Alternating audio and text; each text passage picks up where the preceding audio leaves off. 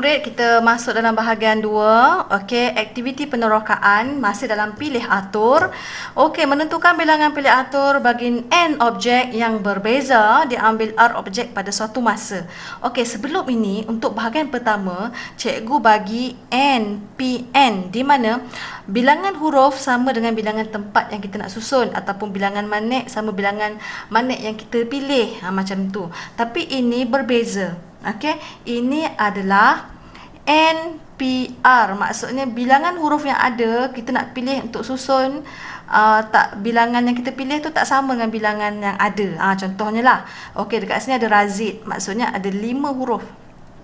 Okey, berapakah bilangan pilih atur yang diperoleh sekiranya 3 huruf dipilih dan diatur dalam bentuk linear dan bulatan. Jadi kalau bentuk linear maksudnya 1, 2, 3. 3 je. Huruf ada 5. Tapi nak 3 sahaja kita pilih.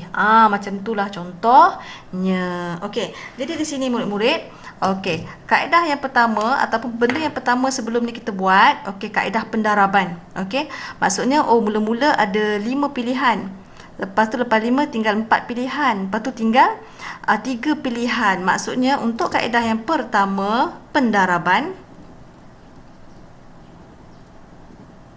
Okey, kaedah pendaraban. Maksudnya 5 darab 4 darab 3. Macam tu. Okey.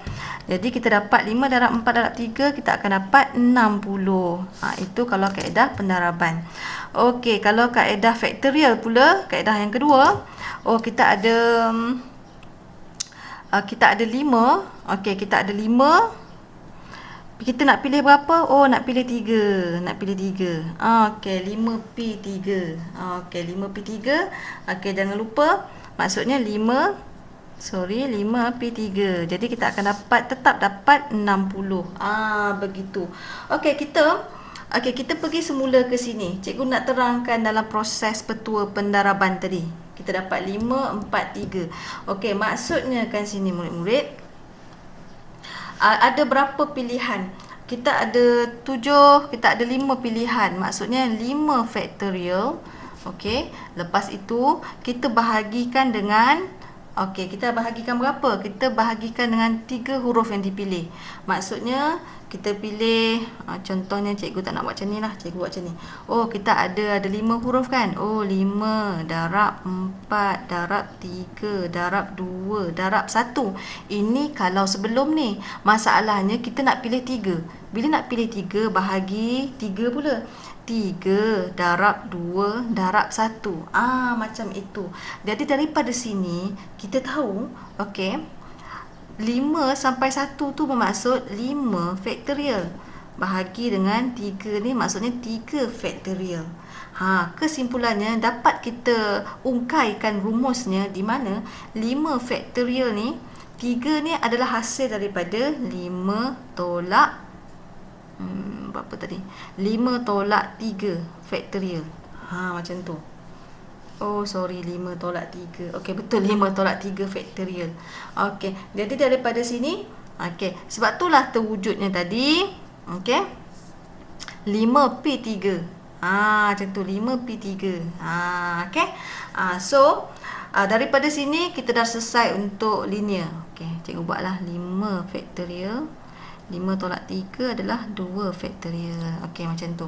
Okey, jadi di sini murid-murid,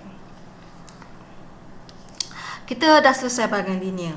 Jadi kita pergi bahagian bulatan pula. Okey, bahagian bulatan, cikgu terus masuk formula dia. Disebabkan dia dalam bentuk bulatan.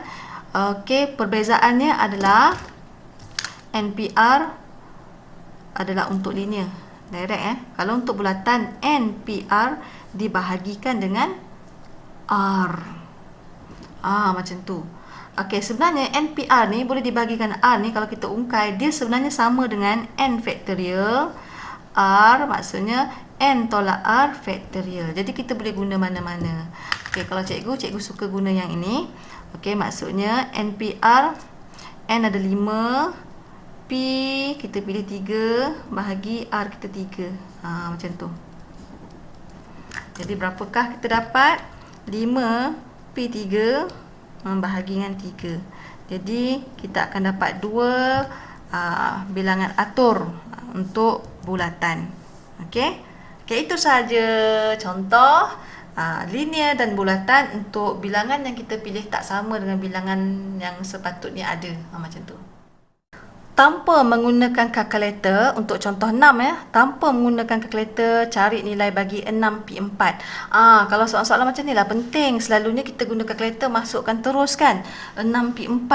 Jangan lupa 6P4 ni sebenarnya 6P4 ni sebenarnya 6 factorial per 6 tolak 4. Macam ni. Ni cara dia. Okey, 6 tolak 4, 6 factorial. 6 tolak 4 adalah 2 factorial. Jadi di sini konsep petua pendaraban 6 darab 5 darab 4 darab 3 darab 2 factorial. Sebab bawah tu ada 2 factorial. 2 factorial. Jadi kat sini kita boleh tolak zap. Okey, jadi kita dapatlah apa tadi? Okey, 6 darab 5 darab 4 darab 3. Maksud dia tak boleh guna kalkulator adalah dia tak nak kamu terus masuk macam ni 6P4. Tak nak. Tapi bila dah sampai sini, bolehlah guna kalkulator. 6 darab 5 darab 4 darab 3. Sebab kita nak tengok working step. Okey, 360. Okey, begitu contoh. Okey, contoh 7, Nadia membeli 12 butir manik pelbagai warna. Okey, di pasar kraft tangan Kota Kinabalu dan bercadang untuk membuat seutas gelang. Nadia mendapati bahawa gelang itu hanya memerlukan R butir manik sahaja. Okey, 8 butir manik. Yang dipilih tu R. Okey, 8. Okey, berapakah bilangan pilih atur untuk menghasilkan gelang? Gelang tu macam rantai lah. Konsepnya gelang dan rantai tu sama. Okey, jadi cikgu terus bagi formula tau. Kalaulah dalam bentuk rantai atau gelang, formula kita adalah NPR per 2R. Okey, NPR per 2R ni sama je dengan N factorial 2R di mana N tolak R factorial. Sama je. Jadi kita boleh pilih mana-mana lah. Tapi kadang-kadang soalan yang tak nak menggunakan kalkulator, kita guna formula ni. Jadi kita kena tahu dua-dua. Okey, daripada sini, okey, macam mana kita nak kira? Okey, jadi NPR maksudnya cikgu guna ni Okey.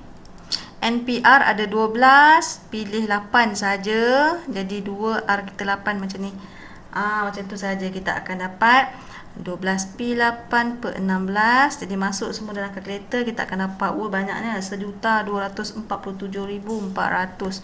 Banyaknya. Okey murid-murid, kita masuk bahagian 8, contoh 8, menentukan bilangan pilih atur bagi n objek yang melibatkan objek secaman. Okey, objek secaman tu bermaksud, berapakah huruf yang sama? Apakah huruf yang sama? Contohlah, simbiosis, jom kita cek. Kita tengok dulu semua huruf ada berapa? 1, 2, 3, 4, 5, 6, 7, 8, 9. Ada huruf 9. Okey, jadi yang ada sama ataupun secaman, S. S ada berapa? 1, 2, 3. S ada 3. Ada lagi tak yang sama? I lah cikgu. Okey, I 1, 2, 3. I pun 3. Jadi kalau ada objek secaman, jadi cara kita macam ni. Okey, jadi bilangan cara menyusun huruf-huruf daripada simbiosis ialah, kita atas semua 9 factorial. 9 factorial kita bahagikan dengan semua yang ada secaman. Yang pertama untuk S, 3 factorial dengan 3 factorial. Macam tu. Okey, jangan lupa 9 factorial tu sebenarnya 9P9.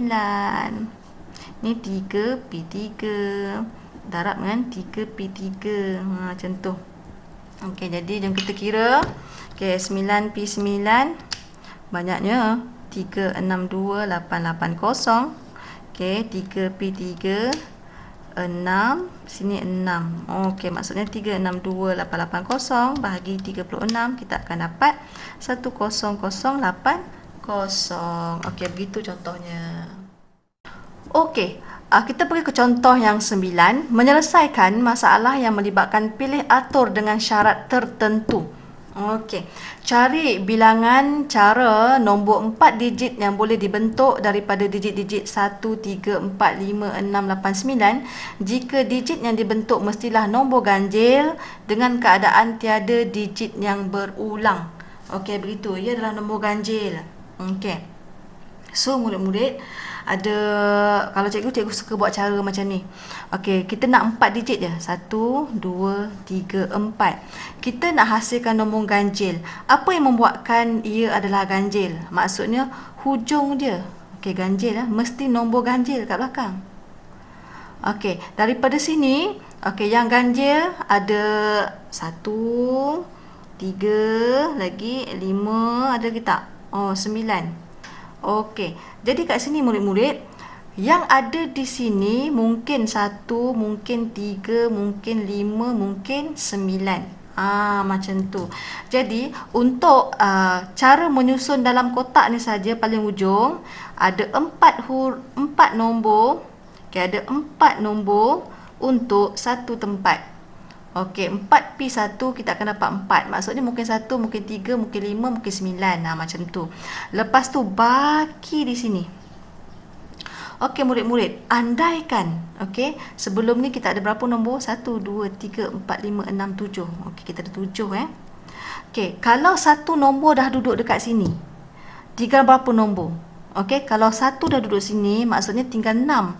Jadi daripada 6, kita pilih untuk 3 tempat yang baki ni. Macam itu. Itu salah satu cara nak selesaikan ya. Jadi, bererti ada 6P3 didarabkan dengan 4P1. Okey, begitu caranya. Okey, 6P3, okey, 120. Kita darabkan dengan 4P1, kita dapat 4. Jadi kita akan dapat 480. Itu contoh cara nak menyelesaikannya. Okey, contoh yang ke-10. Cari bilangan 5 orang pekerja A, B, C, D, E di sebuah syarikat yang boleh disusun di sebuah meja bulat dengan syarat A dan B mesti duduk bersebelahan.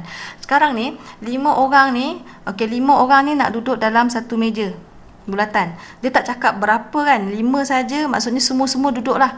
Maksudnya mungkin cikgu letak ikut, dia ada A, B, C, D, E kan. Maksudnya A, B, C, D, E. Okey, ini cara yang pertama. Okey, lepas tu mungkin cikgu terbalikkan dulu. Cikgu letak E, D, C, B, A melawan arah jam. Terikut kan. Okey, jadi sekarang dia kata A, B ni mesti duduk bersebelahan. Betul tak?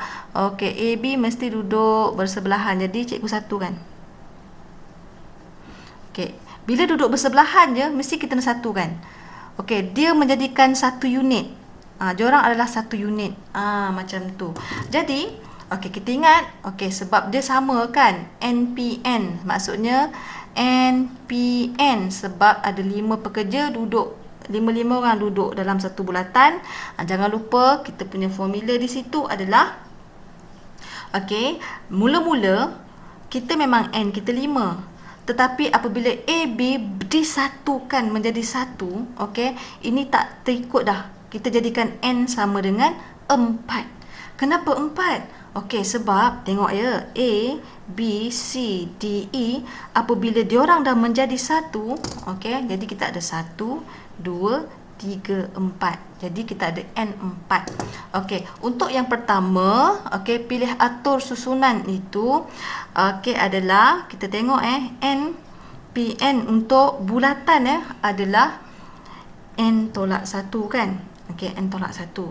Jadi faktorial. Maksudnya 4 tolak 1 faktorial sama dengan 3 faktorial. 3 faktorial adalah, jom kita cek, 3P3 6.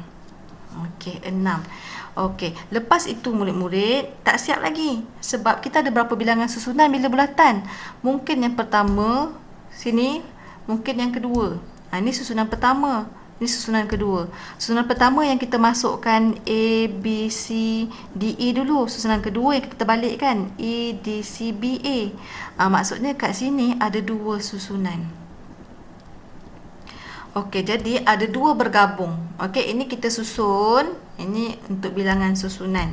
Jadi hasil jawapan kita adalah 6 darab 2. Kita akan dapat 12 susunan. Begitu. Okey, murid-murid, kita terus pergi ke contoh 11. Okey, menyelesaikan masalah yang melibatkan pilih atur dengan syarat tertentu. Cari bilangan cara menyusun berbeza yang mungkin bagi semua huruf dalam perkataan. Suasana jika huruf vokal sentiasa bersama. Okey, murid-murid, dekat sini okey, cikgu nak satukan dulu huruf vokal. Okey, cikgu letak dulu susun dia sama-sama. A, ada 3 A, lepas tu U. Okey, lepas tu ada S, lepas tu N. Okey, dekat sini. Okey, di sini ada 2 working step di mana apabila dia sentiasa bersama, jangan lupa kita kena satukan mereka. Okey, daripada sini 2, 4, 6, kita tahu jumlah N kita adalah 7. Tetapi apabila proses sentiasa bersama tu telah kita satukan, dia akan menjadi 1, 2, 3, 4. Jadi kita ada N adalah 4. Okey, kita fokus satu ni dahulu. Okey, jadi walaupun dalam ni ada 3 yang sama, abaikan dulu. Kita kira dia adalah sebagai satu benda. Okey, jadi bila kita tengok yang luar, oh yang secaman hanya S. S ada 2. Okey, S ada 2. Jadi formula di sini adalah ada 4. Okey, 4 factorial. Ini bahagian secaman Kita tengok balik macam mana formula untuk secaman. Okey, bahagi dengan ada berapa yang secaman kat luar ni? Oh, ada 2. 2 factorial. Macam tu. Jadi, jom kita cari. Okey, 4 P4 kita bahagikan dengan 2P2, kita akan dapat 12. Okey, ini proses susun secara linear antara dia orang. Dalam kotak ni pula, pada masa sama, dalam kotak ini pula U, okey. Dalam kotak ini pula bergerak juga. Okey, sama ada A U A ke. Okey, dalam ini ada secaman juga. 1 2 3. A kita ada 3. Okey. Jadi, okey, dekat sini A 3, lepas tu N kita ada 4. Jadi untuk dalam kotak tu sahaja 4 factorial kita bahagikan, secaman kita ada 3 factorial. Macam tu. Okey, 4P4 kita bahagikan dengan 3P3. Okey, kita akan dapat 4. Jadi okey, dia berjalan serentak. Okey, apa maksud 12 ni cikgu? Ni sebenarnya macam ni. Okey, cikgu tunjuk contoh Mungkin S dekat sini, kotak ni kat sini, S yang kedua sini, N dekat sini. Yang macam tu lah. Okey. Lepas tu apa lagi? Dia bergerak macam tu. Mungkin S kotak ni, mungkin N. Macam tu lah. Okey, jadi kat sini kalau bergerak yang style macam ni ada 12 cara, dan pada masa sama dia bergerak-gerak. Dalam kotak ni pun dia orang bergerak-gerak, menyusun-nyusun antara satu sama lain. Maka 12 darab 4 kita akan dapat 48. Okey, kita masuk contoh yang terakhir, contoh 12. Cari bilangan cara nombor 4 digit yang dapat dibentuk daripada digit-digit 2, 3, 5 dan 7 jika nombor tersebut adalah ganjil dan kurang daripada 5,000. Okey, mula-mula kita tengok ada berapa semua? 2, 3, 5, 7. Okey. N ada 4. Cari bilangan nombor 4 digit. Maksudnya R pun tetap 4. Maksudnya kita guna NPN. Okey, sebab 4 sama. Itu yang penting. Okey, kita nak tahu formula mana yang nak digunakan. Jadi cikgu buatlah 1, 2, 3, 4. Syarat dia, okey, nombor tersebut ganjil. Kalau nombor tersebut ganjil, sini mesti nombor ganjil. Okey, ni syarat dia. Lepas tu kurang daripada 5,000. Kalau kurang daripada 5,000, maksudnya kurang daripada 5,000, apakah nombor yang perlu ada di depan kalau dia kurang daripada 5,000? Maksudnya mungkin 2, mungkin 3. 5 dah tak boleh dah. Okey, lepas tu kalau nombor ganjil pula, okey, apa lagi nombor ganjil kat sini? Kat sini mungkin 3, mungkin 5, mungkin 7. Okey, kalau ada working step yang macam ini, okey, di depan nombor ni overlap. Nombor 3 ada juga 3 di sini. Jadi working step yang macam ni kita terpaksa pecahkan. Pecahkan maksudnya begini. 1, 2, 3, 4. 1, 2, 3, 4. Okey. Nak bagi kamu nampak ya. Okey, dekat sini 2 atau 3. Ini atau. Okey. Jadi, okey, apa lagi di sini? Okey, kat sini tadi 3, 5, 7 Sini mungkin 3, mungkin 5, mungkin 7. Tapi dekat sini, kalau 3 dah ada dekat sini, hanya ada 5 atau 7 sahaja. Macam itu. Jadi ada pelbagai cara, tapi cikgu tunjuk cara yang inilah Cikgu selesaikan satu-satu. Okey, dekat tempat yang di bawah ini 2, ada 1 nombor untuk satu tempat. Yang ini pula ada 3 nombor untuk satu tempat. Okey, baki dia di sini. Okey, disebabkan semua nombor ada 4, satu dah duduk depan, satu dah duduk depan, tinggal 2 nombor untuk 2 tempat. Macam itulah.